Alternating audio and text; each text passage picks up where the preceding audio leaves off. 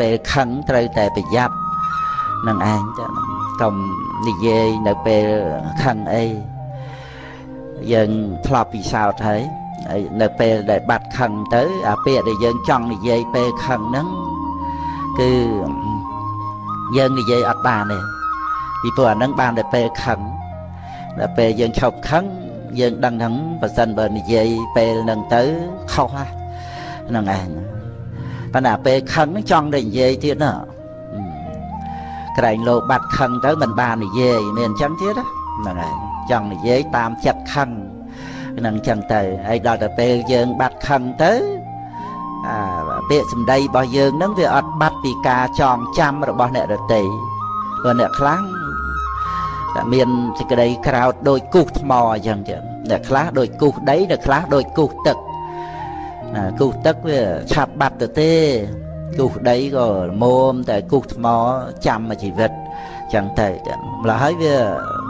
ទៅជាការបែកមិត្តយើងមិនអាចនិយាយអីគ្នាបានទៅទៀតទេចឹងក៏ណាមានតែសិតខ្សៀវលាក់លៀមលោបនិយាយរឿងមិនល្អពីគ្នានឹងគ្នាចឹងទៅប៉ុន្តែទាំងអស់ហ្នឹងមកពីយើងរំលងការឃើញហើយនេះដឹងរឿងហ្នឹងហើយយើងទៅគិតថានៅលើអ្នកដតីតាមពិតបើអត់មាន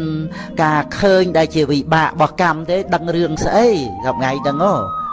ហ្នឹងហើយដឹងរឿងតាណាធ្វើអីនិយាយអីឯណាអត់មានទេហ្នឹងហើយដោយសារ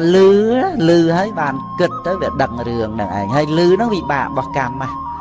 កណាមិនឃើញឯងមិនលឺឯងទេទាំង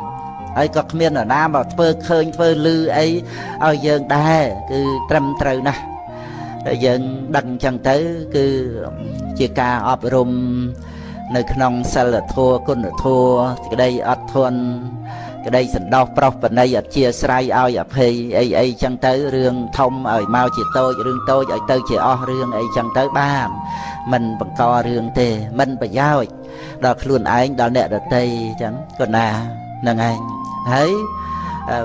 មានការចុះតម្លៃបាត់បង់នៅគុណធម៌ទៅទៀតកាលណាបើមានការចម្រើនទៅដោយលក្ខណៈរបស់លោភៈទោសៈមោហៈដែលវាប្រកបឡើងតាមផ្លូវកាយផ្លូវវិជ្ជាអីហ្នឹងយ៉ាងណាអាហ្នឹងវាមិនដូចជាការចម្រើននៅគុណធម៌ទេ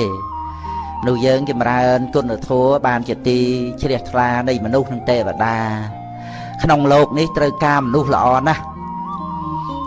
ណាហ្នឹងហើយវាកម្រទៀតកម្រសម្រាប់ក្រុមគ្រួសារភូមិឃុំប្រទេសនគរសាសនាទៀតត្រូវការប្រគុណម្ចាស់ល្អបួសរៀនត្រួតត្រងពុទ្ធវចនៈចេះចាំហ្នឹងឯងមិនមែនត្រូវការមនុស្សល្អដើម្បីឲ្យមកទទួលរង្វាន់ទេណាមែនទេត្រូវការមនុស្សល្អដើម្បីមកជួយហ្នឹងឯងដូចព្រះពុទ្ធអង្គត្រាស់ដឹងឡើងអញ្ចឹងព្រះអង្គសម្ដែងពធឲ្យអ្នករតីហ្នឹងត្រាស់ដឹងផងព្រះអង្គឆ្លងផុតហើយព្រះអង្គសម្ដែងពធឲ្យអ្នករតីបានឆ្លងផងអញ្ចឹងហ្នឹងឯងយើងកុំគិតថាក្នុងโลกនេះត្រូវការមនុស្សល្អដើម្បីមកទទួលរង្វាន់ហ្នឹងឯងអត់ទេការដែលទទួលរង្វាន់អីចឹងទៅវាជារឿងដែលស្ថិតនៅក្នុងអំណាចនៃโลกនេះទៅវិញទេបើចិត្តរបស់យើងនឹងឯង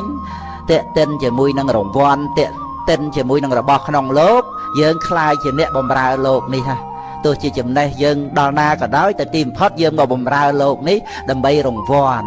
ដើម្បីលាភសក្ការៈនឹងចឹងឯងចឹងចំណេះចេះដឹងហ្នឹងវាជារឿងក្នុងโลกទេប៉ុន្តែរឿងចំណេះចេះដឹងក្នុងធម៌ប្រព្រឹត្តទៅដើម្បីរួចផុតចាកโลก